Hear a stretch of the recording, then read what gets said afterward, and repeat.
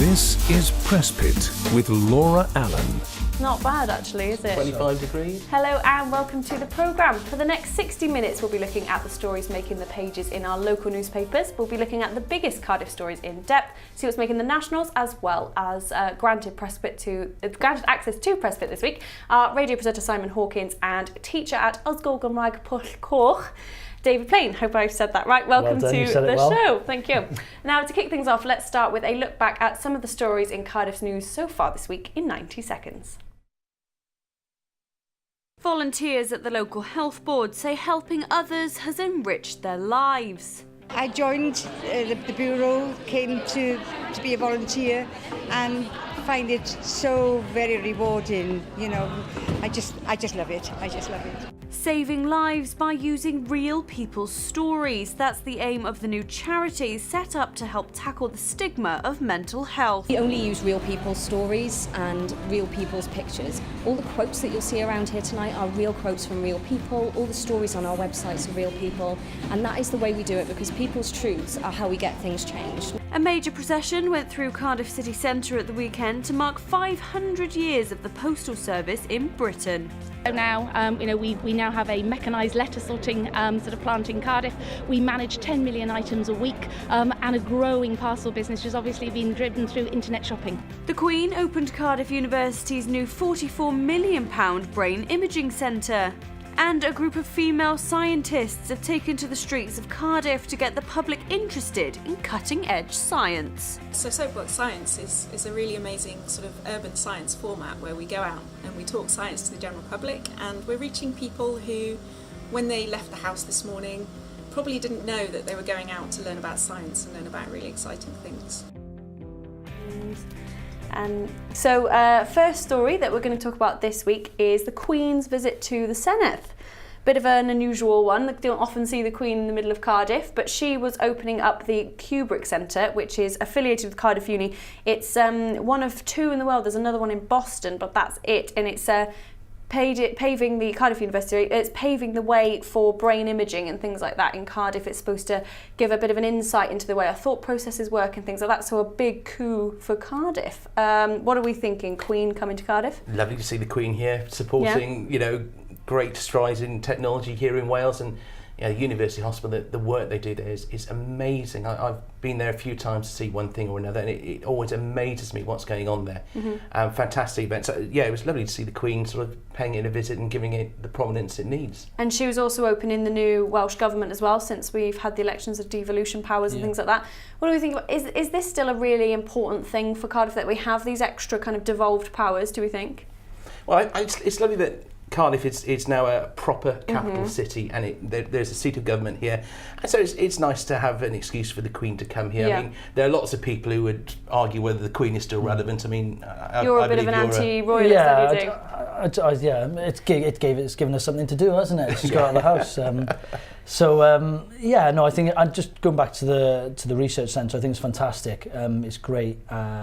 It's just a recommendation, obviously, that they're doing such good work there, and obviously to gain students, that students can come and see the work that's been done in Cardiff, and it just advertised the city really for that research base, but also students to come in and to do their dissertations and to come to university here. Because I mean, Cardiff Uni is already quite a prestigious one as it is, isn't it? But they seem to be really making waves with all their either science or medical research as well. Now this brain imaging thing, I mean, there's a lot of research that goes into brain imaging and things like that now, but definitely to put the spotlight on Cardiff, I mean, that must be great. And if the Queen hadn't come, would we have known about this new work that they are doing there? And probably not. Yeah, I mean, is the Queen a bit of a strange choice, do you think, to open it? I mean, of course she was there for the Welsh Government as well. Maybe that's the main reason she was here, but I mean, is it a nice thing that she also focuses on these important features that Cardiff has? I think it's obviously to get her out in the community. And I think it just advertises it more, not just so much in Wales, but in England as well. That that people can see Cardiff as the heartbeat of medical research in the future. It's really just a good advert, really. Not a big fan, but I think for this they've used the right person to broaden the horizons into England. Yeah, and I think I know field. where you're coming from. She's a great figurehead, and nearly everybody loves her. And as we were saying earlier, she's getting more and more smiley as she gets older as well. Definitely. That's the so nice I think to we all see, love isn't her it? more. Whether somebody should be head of state because of how they were born is obviously a really good argument to have on it. But yeah, I think at the moment it all seems to be working out fine, so not too bad, why not? So moving on now to the EU, which is front page of the Western Mail, which I think is this one in front of me here, yep. So we've got Brexit, obviously a bit of a divisive topic here always. So Terry Matthews, who's obviously the owner of the Celtic Manor, Wales' richest man at the minute, he's saying that Brexit will be bad for the economy. He's got obviously so many businesses here. He says that it's going to be bad for business basically if we leave. What are your stances? A bit of a like a divisive topic, isn't it? Well, it's scaremongering again, or you know, it's you hear these words scaremongering, and it's just kind of they're all kind of against each other. Looking to it is how can you work out who's telling the truth, who's getting it right, and about something which nobody can have a crystal ball and actually predict with any accuracy what would happen if one way or the other. That's the thing, isn't it? But I mean, I think what the key thing that seems to be running through is obviously that we should still have this choice. I mean, is this something we need a choice about? I don't know. I get the feeling that politicians are maybe a bit scared themselves now that they've actually given us the choice, and thinking they were probably scared themselves of actually making the choice, and now they've given the choice, they kind of wish they maybe would have backtracked and made the decision themselves. But it just shows, obviously, the division in the Tory party, that they're kind of going against each other and calling each other liars and things like that, and that's been in the press. But I think you're absolutely right. Yeah, it's like they've let the genie out of the bottle now, and it's all gone a bit too far. Yeah, like funny you mentioned that, because on the front page of the Eye here, there's Carwyn Jones has been speaking in a speech saying that all of these debates have just become a bit childish now, like schoolboy debates. And interesting kind of front page from the Eye that are just saying like they've just put nothing, literally nothing. Just the media won't decide on this vote, you decide on it. So, I mean, the media can report as much as they like, I suppose, and there's always the argument that you have to have both sides, but it's how useful is it, I suppose? Is it just confusing people? I think a part of it's got to be the politicians, because they're the ones who are making the statements and the media is covering what they're saying.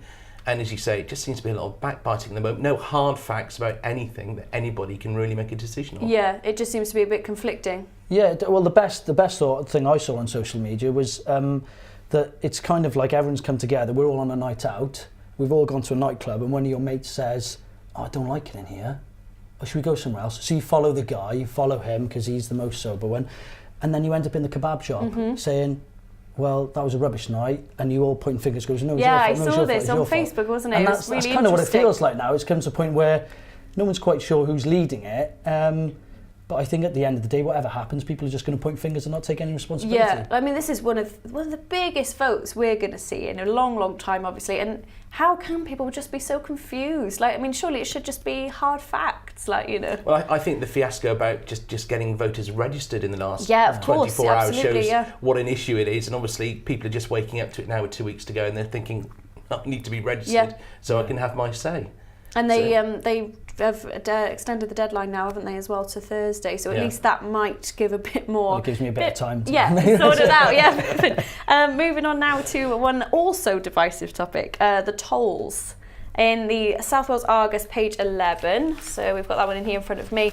So this is the Welsh Affairs Committee in the House of Commons, who and the guy from the head of the Severn Crossing. Now, obviously this was supposed to be set up for like an end ages and ages ago. They're supposed to know that by 2018? 2017? Well, it was 2017, now it seems to be 2018. That it was supposed to be back to public hands then, and that would be it. And Carwyn Jones was saying, as soon as we get it back, we're just going to scrap the tolls and you won't have to pay anything. But now there's more and more confusion, and this is getting pushed back and pushed back and pushed back. Like, is this something that should have been sorted by now? It needs sorting. I think there's one issue for so many people in South Wales, and particularly so many people who commute over to Bristol, is the cost of that bridge. Yeah.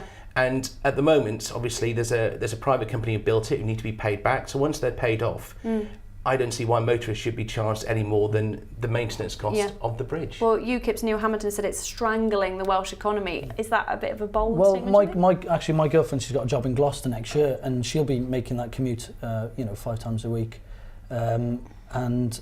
Yeah, we've worked out cost-wise. It's going to be like you said, it's going to be about thousands of pounds every year. Yeah.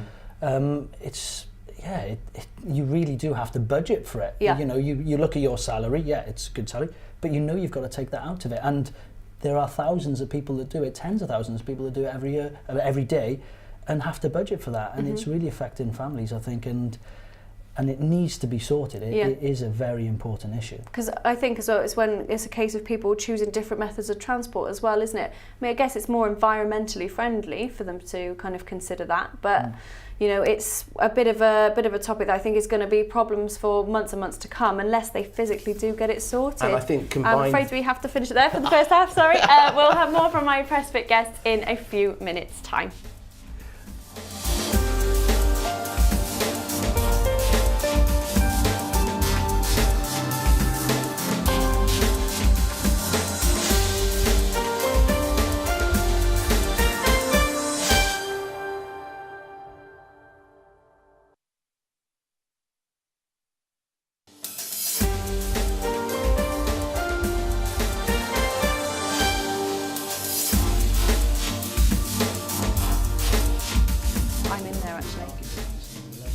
Hi and welcome back to Press Fit. With me tonight are Simon Hawkins, who is a radio presenter, and David Plain, a teacher from Ysgol Cymraeg Pwll Coch.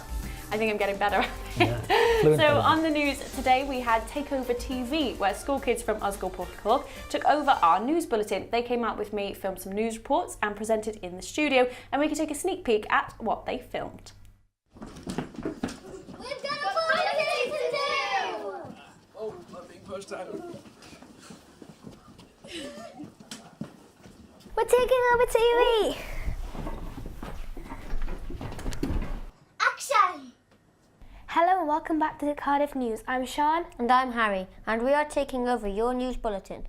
Here at Takeover TV, we've been now reporting on all things happening around Cardiff. First, we sent a group of girls from Year 5 to the House of Sport in Leckwith to find out why they are promoting healthy lifestyle and exercise. What is House of Sport? House of Sport is a company which is in a partnership with Cardiff and Vale College. We have a number of different facilities to cater for the demands of the public, and also we do loads of events as well for cater to different needs as well. What kind of people come here? A variety of people come here. We go from little kids from as young as 2 years old up until old age pensioners essentially, and all in between. We're quite diverse ethnically as well. House of Sports will continue to encourage healthy attitude and sports. From Megan, I'm Jeff. I'm Bethan. From House of Sports. For Cardiff News. Well done, girls. Great report. I think we should take over full time. Next, we sent a team of reporters down to the Glamorgan Archives, where they learned all about the records of Cardiff and what kinds of things they keep for history. The Glamorgan Archives collect records and events from history. They collect things like parchments, paintings and photographs. What are the Glamorgan Archives? Well, they're the written records of the history of this part of South Wales.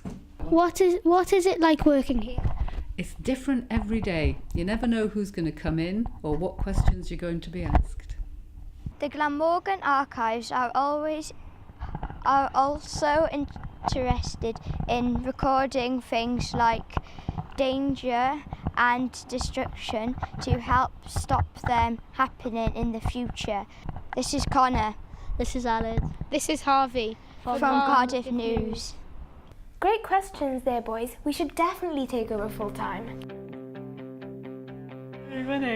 So, David, this was your class at Takeover TV, which is really exciting. They were so much fun to work with. I mean, really great, really energetic. I mean, did they mention they had a good time? Like, what was it like for them? They were so excited today. They just couldn't wait. They just wanted to get home. So, come this afternoon. I couldn't really get much out of it. They just wanted to get home and watch TV and just show mum and dad and show their friends and just advertise it really, because Maiden Calf had come into school before for World Book Day and interviewed me, which was a bit nervous, but I'm used to this now. And the kids loved it then, asking questions, but when they knew they were coming in again, they were they were really, really confident. Yeah. And they thought we can nail No, this. they were great because like I took them out obviously for a couple of news reports and things like that and had them in the studio here, and I was amazed. Like they were reading the news better than I do sometimes. Like, they were so confident. Like I think at that age I would have been terrified. Like I don't know if it's a change in the education or just kids are more confident these days. I don't know what I think it it's is. just but- can I assume that they're all more media savvy? Yeah, maybe these that's days? what it is. Yeah, we have iPads in school. We have an Apple TV in every class. So ICT wise, they're very well trained. Mm-hmm. But you know, they know more than me Yeah. sometimes, and they are unbelievable. And I'm sure, you know, Cardiff University and local other universities will see a big intake This in will journalism be in about 8 to 9 years' time. Yeah. Yeah. But that, yeah, it's great. I mean, is it a good way, do you think, to get kids engaged? Like, obviously, we're coming from Made in Cardiff, we're the ones that did it. But is it a better way, do you think, to do it this way rather than teaching someone like they have a go you know, at it? there's so many learning abilities in a classroom. You know, you've got 30 kids, and they all have different skills and different strings to their bow. And it's just fantastic seeing kids that maybe aren't great at reading or haven't had the chance before, and you kind of learn more about them. And yeah, it just increases their confidence, and getting them to work with people outside agencies such as yourself, knowing that there's job opportunities out there, and there's opportunities out there for children, and you know they are our future, and they are a big voice in the community, and to give them that opportunity and that voice. I think, you know, we just want to say, as Ysgol Gymraeg Pwllcoch, a big thank you for that. Oh, that's nice. And it's great there's fun. local media that gives them something to aspire to, something local they can really focus on. You never know, maybe we'll have a few budding journalists out of our little experience, so hopefully. But moving on now to page 15 of the Daily Mail, which is in front of you there, isn't it, David? We've got the Fans Crusader. Now, this is a bit of an issue, contentious issue. They're saying that the fans dressed in the St George's costume as crusaders are now offensive to Muslims. Well, I was thinking of taking my mankini, but I don't know. I think I have to put it away now. That might be offensive to more than everybody, to be honest. Well, what do you think, Simon? Is this something that's just becoming a bit of more of a trend now? There's just more and more things causing offence? I feel a little sorry for the English in that, obviously, being Welsh, supporting football isn't something I'm used to, so this is a whole new thing for me. Yeah. But I do feel a bit sorry for the English in that the St George Cross has been championed by some rather extremist groups, and so its kind of symbol's been tarnished a little bit, which I don't think is necessarily the football fans' fault. And at the end of the day, it is their national flag, and the 3 lines is you know so synonymous with English football. And to me, it just looks like a guy in fancy dress, dressed up in chainmail. You know, I mean, it doesn't seem that offensive to me. Suffering probably in the heat. Yeah, it's going to be quite weighty. Imagine how hot that chainmail gets. But like you said, this isn't really an issue we have in Wales.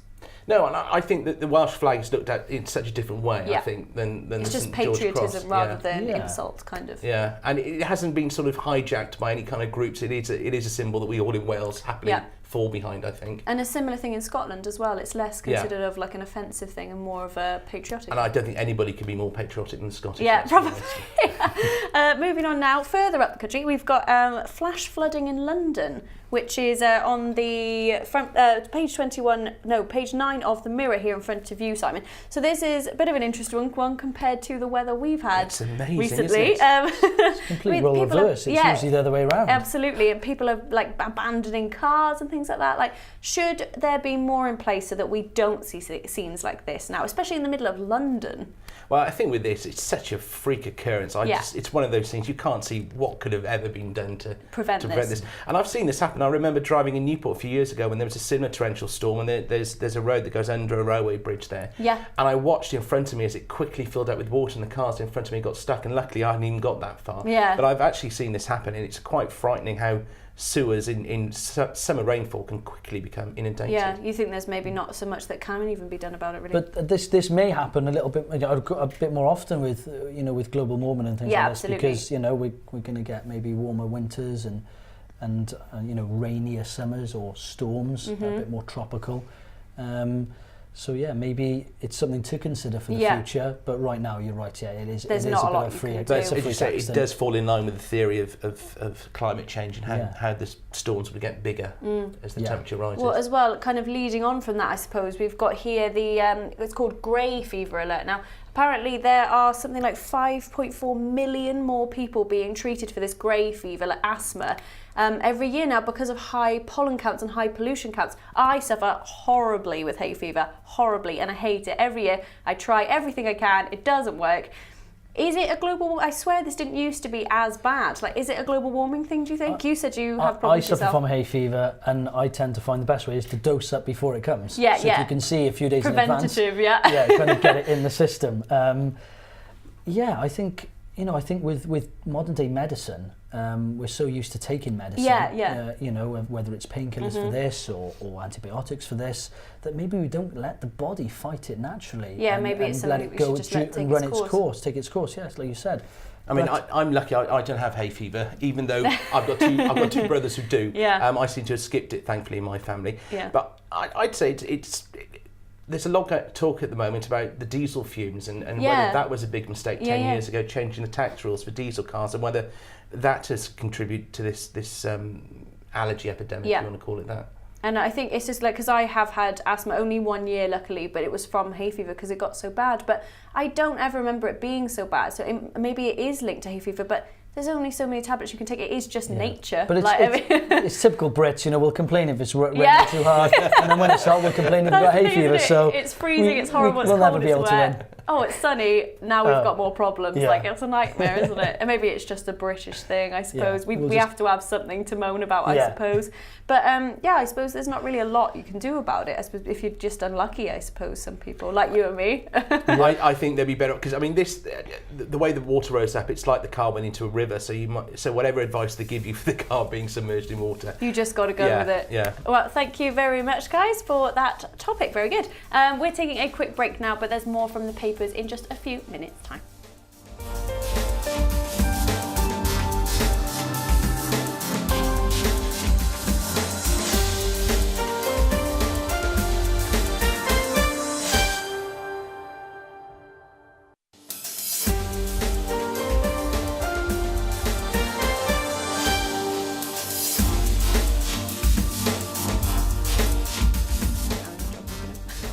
Hi and welcome back to Pressbit. With me tonight are Simon Hawkins, a radio presenter, and David Plain, a teacher at Ysgol Gymraeg Porthcawl. I think I'm slowly getting better as we go on. Each week we take a look at what's making the news in and around Cardiff. So time now to take a look at the front pages of our local newspapers today. Starting with the Western Mail, they've led with the Queen, Senedd and selfie when the royal party visited the city for the opening of the latest session of the Welsh Government and the official opening of Cardiff University's Brain Imaging Research Centre, as we've mentioned earlier in the programme. The South Wales Echo echoes the Western Mail story about the Queen's visit and talks about the Welsh businessman arrested over a shooting in Kenya, and the Argus has led with the headline "Anger as attack victim left in the street to die. A girlfriend speaks out as police investigations continue." So those are our front pages of today. First, we're going to take a look at one that's always a great interesting topic, is the topic of Donald Trump in America. Page 15 of The Sun.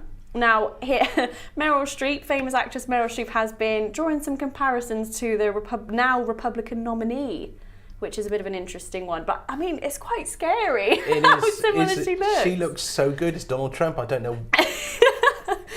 It is worrying, yes. She's been on the sunbed too long, I think. I think I'd feel a bit bad if I managed to look that much like It's difficult because your head's seeing Meryl Streep and Donald Trump at the same time, and you love one but you don't love the other.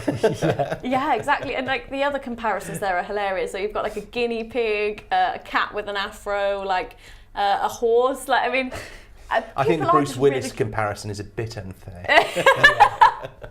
But I feel like, I mean, he is just kind of ridiculed over here, isn't he? He's not seen as a serious candidate over here, but over there he's gaining real traction. And it's a scary thought when you think of everything that's happening at the moment with the EU referendum and possibly Donald Trump becoming... In 12 months' time, the world could be such a totally different place. Yeah, exactly. And I mean, some of Trump's kind of, things he's leading with as well are a bit worrying, aren't they? Yeah, I just think he shoots from the hip, really, doesn't he? He just says it as he thinks it is. Yeah. And it's scary, as much as we're laughing and joking about him. The serious thing is this guy could be one of the most powerful men in the world. Yeah. And it will influence us across the pond as well. Exactly. It's such a big audience as well in America, isn't it? That's the thing. That's the kind of well, not so much, I suppose, worrying, but that's the biggest difference, isn't it, with America and here? It's just huge numbers. And he seems like a president that's been brought about by the sort of modern social media era, because he's a reality TV star himself. Yeah. So I think I can see why perhaps he would appeal to a lot more people because they see him in a different Accessible, way. I get that, yeah. But it's still a scary thought. And you say he shoots from the hip, but I do wonder sometimes how much he believes some of the nonsense he comes out with, whether he is just saying it just to get himself. Yeah, is he saying things just to be controversial, just to make an impact sometimes? Because some of them are just so ridiculous, it's very hard to think that he actually is believes taking them. it seriously, But people are voting for him. People are, some people are believing what he's saying, or maybe, the question, is he speaking for most or a lot of Americans and what they think? Yeah. Which is a sad state of affairs, not just for America, but for the whole kind of human race in a way. Yeah, I mean, if this many people are agreeing with him, like, is it brainwashing? Or is he actually speaking to what people believe? That's the thing, isn't it? And Hillary Clinton, it looks like, is going to be the person running against him. Yeah, she's the next one, isn't she? Yeah. And you would have thought, again, amazing having a woman running for president. But again, I can't believe that there seems to be quite a backlash towards Hillary as well. So absolutely. It does make you wonder, how is the White House going to look this time next year? Yeah. Should we be scared? And I don't think it's going to look white, it's going to look orange. Moving on now to Daily Express page 3, which I think you've got in front of you there. Have you, David? Yeah. Depp versus Heard. This is the story of Johnny Depp allegedly accused of domestic abuse where Amber Heard's concerned, but it's recently come out that she's previously been arrested for domestic abuse in previous relationships now as well. And apparently the most interesting thing with this is his viewing numbers on the new Alice in Wonderland film are down nearly 20 million on what they were expected because of this incident. Like, it's damaging his reputation. Do we think it's because of this incident or because it's a rubbish film? Well, I mean, always debate that. I think it's maybe tit for tat, one says one thing, one says the other, but, I think, to make these kind of accusations, they're pretty serious accusations from both sides. And, again, these papers, and probably it's all over, other kind of magazines and things like that. Do people make these things up to sell paper and get their publicity and name out there to make other films? As but they need to be taken seriously. If you're going to accuse someone of that, it should be taken seriously. Yeah, like you said with other films, they've actually called him into a meeting because they're really worried about the new Pirates of the Caribbean film that's set to come out. I think it's next year, the year after. They're really worried about that now. They've actually had him in to talk to him about it because they think, well, we're just not going to make any money, not going to get any viewership here. Like, it is an issue with, I think, any celebrity thing. It's going to be splashed all over the papers, isn't it? And how much damage does that do? Or is it a case of if he has done it, why should they hide it? Well, one thing we know now is why they both look so uncomfortable in that apology to the Sterling government over that was Little awful, Pistol and wasn't Boo, their dogs, and they were smuggling them into Australia incident. So they look so strange in that video. So it was clear now that there was obviously a lot of strain between the two. And well, I suppose it's a shame. It's gotten very bitter, I think, between them. There's a sort of like divorce settlements, money between the two of them and things like that. Does it kind of dampen the issue here of domestic abuse? Does it kind of trivialise it? Until I think we know that is exactly what happened, because when couples break up, it becomes so acrimonious on either side. Absolutely. I think you can take him at his work at the moment, can't you, until we know otherwise. Yeah, absolutely. And moving on now to a slightly more light-hearted topic, we've got page 19 of the Express, which you've got in front of you there, David. Now, without looking at it too much, can we guess the Queen's top 10 tunes? They've done a little segment on this. I know one of them. Do you? Yeah. All right, go on then. It's a certain banjo player. Close. George Formby. George Formby, big ukulele fan. Ukulele, apparently. That's it. Banjo, ukulele. She apparently knows it word for word. She's a big George Formby fan. But so the most current one, perhaps, that's in there is Gary Barlow's "Sing." Okay, nice. Apparently that's the one. And Oklahoma, big fan of Oklahoma. Big, strong country tune. I was just hoping that it wouldn't be God Save the Queen or Slim Low or anything like that. I was hoping for a bit of techno. White Cliffs of Dover is in there, I think. But no, that would have been a bit too big-headed, maybe. But yeah, so there you go. I mean, is it nice to have stories like this, do you think, to kind of humanise the Queen a little bit, or is it just guesswork? I think maybe good press after, you know, what happened with the Chinese when they came over here. They've got a, you know, I think the PR team of Buckingham Palace have done pretty well here, and you know, get everyone to forget about that and put something else out here. So well played then. It's quite nice to have some nice bits in there. Now, big topic, big news. Euro 2016. We've got an express pull-out here that's tucked underneath there somewhere. Oh, here we go. It's a little one in there somewhere. You've got it there in front of you. Now, Simon, you're not too much of a sports fan, are you? This is football? This That's how I feel. yeah. Oh, is that what he looks like? Yeah, so I mean, I'm not too big of a sports fan, but you can't get away from this. Like I said, I'm Welsh, so I've had no reason to follow international football all my life until now. Yeah. But David, you're going to a couple of the games? I'm going to the game on Saturday. Really excited. Yeah. And I just think it's great that we've got, you know, this team doing well, not just the rugby. We've been so used to the rugby doing really well on the international stage. It's good that these players have obviously come together, and a bit like Leicester City, we haven't got the most talent in the team. We haven't got all major, you know, stars like England and other teams have got. But we've got a real strong friendship bond and a work ethic that is second to none. Obviously, after Gary Speed's passing, I think it's really brought the team together. It could have gone either way, and it has done with other football teams in the past. I think half of Wales are definitely going to be out there with you watching the game. It seems mad. Like, there's so many people going for it. And one of the things that have come up with us, anyway, when we've been doing the news and things, is the relationship between Wales and France with drinking, violence, that kind of thing. But it's all come down massively year after year after year. The disorder rates are plummeting. So I think this is something that's like with rugby. Rugby tends to be pretty well behaved. You don't have problems with hooliganism or anything like that. But it seems to definitely be going that way with the Euros now. It's all doing quite well. I think it's great for that. You know, obviously, the Welsh football have really kind of pushed for families to go. They've got family ticket deals. So I think more younger kids are going to football, and it's just, I think it's very exclusive now, where before maybe you'd be a bit scared of going with packed stadiums, I think that's terraces. Exactly it. The stadiums are more family friendly now. They want to bring the kids in, and I think the atmosphere is very much changed from 30 years ago when it was a Saturday afternoon straight down the pub afterwards, man's entertainment. Yeah. I think it's more family, and nice to see women and girls playing.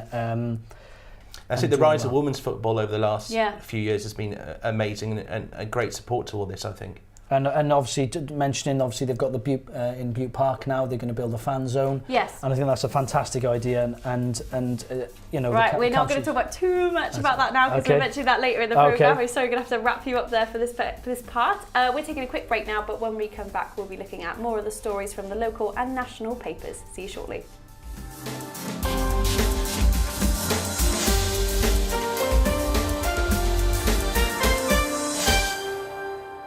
A little bit. I don't mind if there's rings on the column.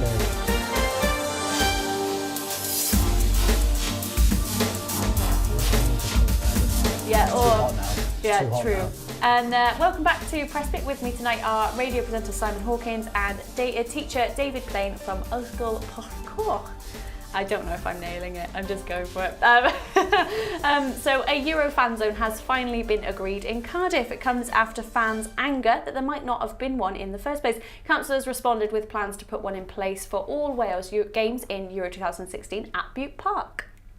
It's been a real challenge to make sure that we can put on a fan zone for fans right across Cardiff and indeed the wider region. But we've got a range of partners that have come together. The BBC and also Norman Sayer Amusements have made sure that we can do this, and hopefully it'll be a great occasion with a large number of people turning up to support the team on a massive screen, one of the biggest screens that there is in the country. Well, Cardiff Council asked us if we'd be prepared to support the fan zone, and it was very, very clear to us that there was a huge amount of demand in South East Wales for the fan zone to happen. So we're very, very pleased that we can be part of a partnership that's been able to make it a reality.